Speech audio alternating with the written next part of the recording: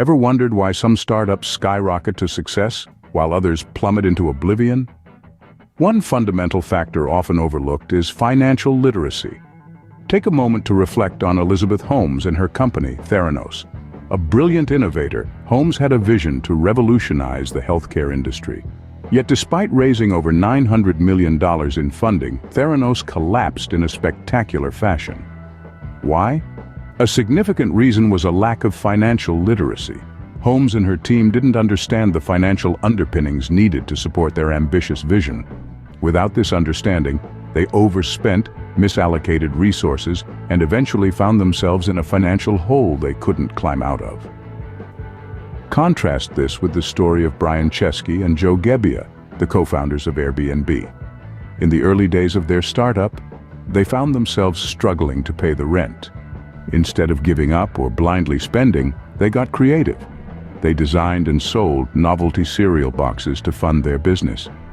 This innovative approach to finance helped them weather the storm and eventually build a company valued at over $30 billion.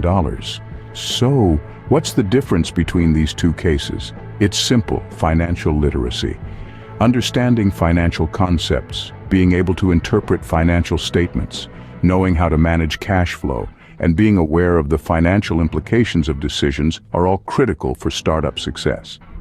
It's not just about making money, it's about understanding how to use that money wisely. Financial literacy empowers entrepreneurs.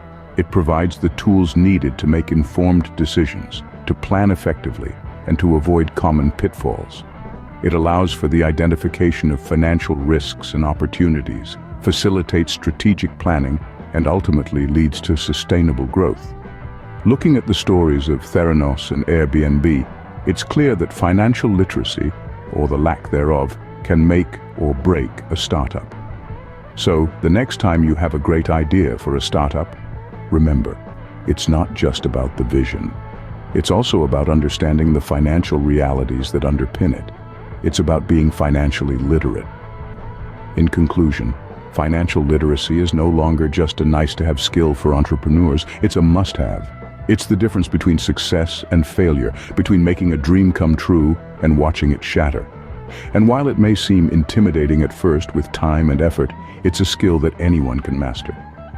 Remember the stories of Theranos and Airbnb. Consider the importance of financial literacy in your own entrepreneurial journey. And most importantly, never stop learning. Because in the world of startups, knowledge truly is power.